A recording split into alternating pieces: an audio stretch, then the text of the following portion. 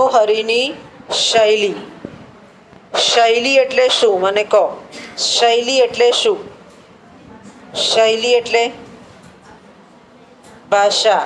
પછી બીજો અર્થ? બીજો અર્થ એક તો આપ્યો ભાષા, બીજો બોલો. શૈલી એટલે ભાષા, પછી બીજો અર્થ બોલવા માંડો. થોડો થોડો પ્રયત્ન કરો એટલે આવડે. ભાષા, પછી હા, કોઈ બોલતું હોય તો આપણે નહીં કહેતા એની સ્ટાઇલ બરાબર છે, સારી છે, સ્ટાઇલ, હે ને? પછી પછી રીતિ. રીતિ રીતિ એટલે શૈલીના આવા પર્યાયવાચી શબ્દો છે, પણ ભાષા, સ્ટાઇલ, રીતિ. સંસ્કૃતમાં તો બહુ સરસ વાક્ય પણ વાપર્યું છે. વાક્યમ રસાત્મકમ.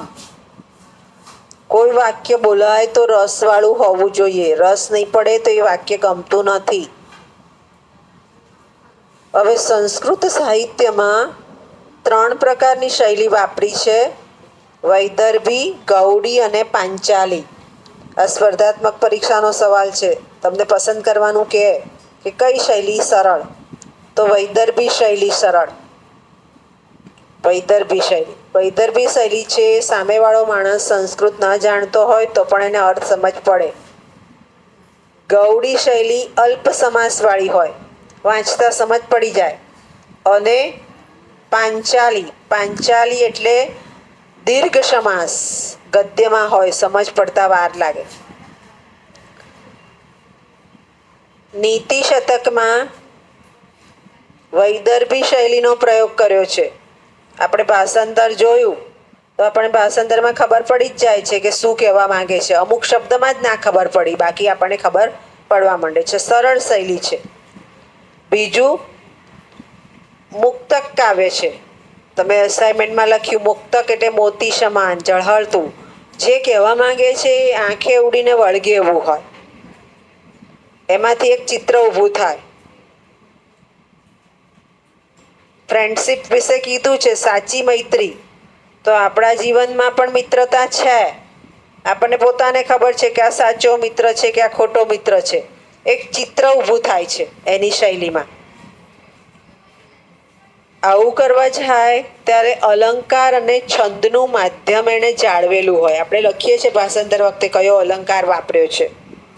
અને જે કહેવા માંગે છે એમાં લોકપ્રિયતા હોવી જોઈએ. લોકપ્રિયતા કેવી? તો વિદ્યા એમ કે બધે પૂજાય, તો એ લોકપ્રિય નહીં. આખા દેશમાં બધે કાળ બદલાય પણ વિદ્યાવાળો માણસ, કહેવત જ છે કે પરદેશમાં જાઓ તો વિદ્યા તમને મદદ કરે છે. વિદ્યા એટલે ભણતર, શિક્ષણ, કેળવણી.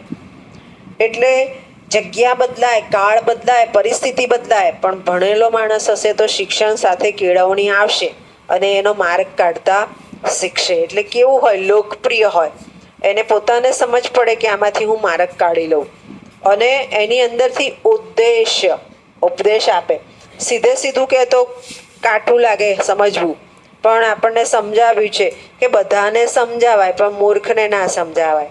જો અહીંયા કેવી રીતે સરસ સમજાવ્યું છે કે ગાંડો માણસ હશે તો તમે એને એકવાર કહેશો કે બસ હવે ના કરીશ તો એ નહીં કરે.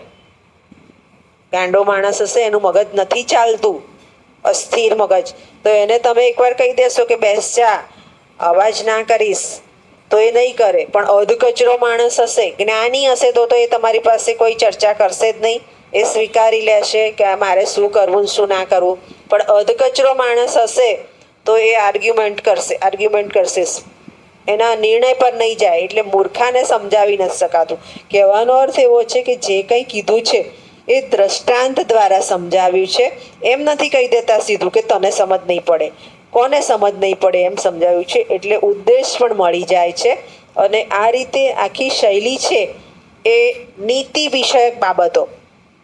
નીતિ એટલે મૂલ્ય.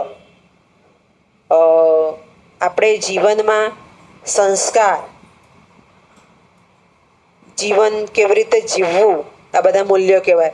હવે સંસ્કૃતના જે ગ્રંથો છે, સંસ્કૃત સાહિત્યના નીતિ શતક છે, પંચતંત્ર છે, એસવાયમાં લૌકિક ન્યાય છે, સેમ 3માં, એ બધા ગ્રંથો ભણવા માટે એટલા માટે જ મૂક્યા છે કે કાલે ઉઠીને તમારામાં મૂલ્ય વિકસે, સંસ્કાર વિકસે, સભ્યતા વિકસે, નોલેજ વધે. અને એ બાબત ભર્તુહરીની શૈલીમાં પણ આપણે જોઈ શકીએ છીએ, કોઈ પણ ગ્રંથમાં જોવા મળે છે. અને એ આપણે એક કન્સેપ્ટ બદલવાનો છે કે સંસ્કૃત છે તો સંસ્કૃતમાં જ ભણવાનું ના, આપણે બાળપણથી આપણે ગુજરાતીમાં જ લખતા આવ્યા છે, ગુજરાતીમાં જ લખવાનું છે. હા, આપણે માર્ક લેવા માટે થઈને કોટેશન આપીએ છીએ, સંસ્કૃત વાક્ય લખીએ છીએ, ઇંગ્લિશ વાક્ય લખીએ છીએ, કહેવત લખીએ છીએ, સુવિચાર લખીએ છીએ, એને કોટેશન કહેવાય. પણ પેપર તો આખું ગુજરાતીમાં લખીએ છીએ. અને સંસ્કૃત સાહિત્ય આપણને જુદી જુદી ભાષાઓ, કારણ કે મૂળ ભાષા સંસ્કૃત અને પછી ઇન્ડો યુરોપિયન કુળ આવ્યા, ત્યાર પછી બીજા બધા શાસ્ત્રો પણ આપણને મળ્યા, કેમ કે વેદમાં સ્ફુરેલા મંત્રો છે, જુદા જુદા શાસ્ત્રો પણ આપણને મળ્યા. એટલે તમે સંસ્કૃત સાહિત્યને જો સમજતા થઈ જાઓ તો બીજી ભાષા અને શાસ્ત્રને પણ સમજતા થાવ. ટૂંકમાં આપણું શાસ્ત્ર જો નીતિ શતક છે, નીતિ શતક પણ સંસ્કૃતનો એક બીજો ગ્રંથ છે ચરક સંહિતા. હવે આપણને એમ થાય કે આ કોણ વાંચવા બેસે, પણ આપણે બધા ગર્લ્સ છીએ, વુમન્સ છીએ, તો આપણે બધા બ્યુટી કોન્શિયસ છીએ કે મારે આમ જ રહેવું જોઈએ, મારે આમ જ થવું જોઈએ, છીએ ને? કોઈને સારા દેખાવું ગમે એવું છે? બધાને સારા દેખાવું ગમે ને? ચરક સંહિતામાં પણ આ જ વસ્તુ મૂલવી છે કે આ વસ્તુઓનો ઉપયોગ કરો. એ જે હર્બલ વસ્તુઓ છે ને, હર્બલ વસ્તુઓનો ઉલ્લેખ ચરક સંહિતામાં છે. પછી ઘણા પેલું સ્પામાં જઈને એ મસાજ બસાજ લેતા હોય છે, એ બધું પણ ચરક સંહિતામાં છે. એ તમને ક્યાંથી મળ્યું? તો સંસ્કૃત ગ્રંથ છે ચરક સંહિતા, અને ચરક સંહિતામાંથી તમારા બ્યુટી પાર્લરમાં આવ્યું. ઘણીવાર ઘરે પણ તમારી માતા કે દાદી તમને પોતાને ઘણા લેપ પણ કરતી હોય છે. ધારો કે તમને વાગ્યું અને તાત્કાલિક દવાખાને પહોંચવું છે, એ પહેલાં તમને પુષ્કળ બેઠો માર વાગ્યો છે, તો મધર શું લગાડે છે? મધર શું લગાડે છે? કશું નહીં લગાડતી, હળદર લગાડે છે. કેમ? તો જો લોહી નીકળ્યું છે તો હળદરથી પાકશે નહીં, અને જો બેઠો માર વાગ્યો છે તો હળદર દ્વારા ખેંચાઈ જશે. એ ક્યાં છે? શ્રુસુત સંહિતામાં. શ્રુસુત સંહિતા કયો ગ્રંથ છે? સંસ્કૃતનો. એટલે આપણે હંમેશા આપણા જે ગ્રંથો છે એને સહેજ વાંચવા, સહેજ એના પર આછી નજર રાખવી. આપણા રોજબરોજ સાથે સંકળાયેલા ગ્રંથો છે. અને નીતિ શતકમાં આપણને નીતિ આવી રીતે જ આપી છે, ઉદાહરણ દ્વારા.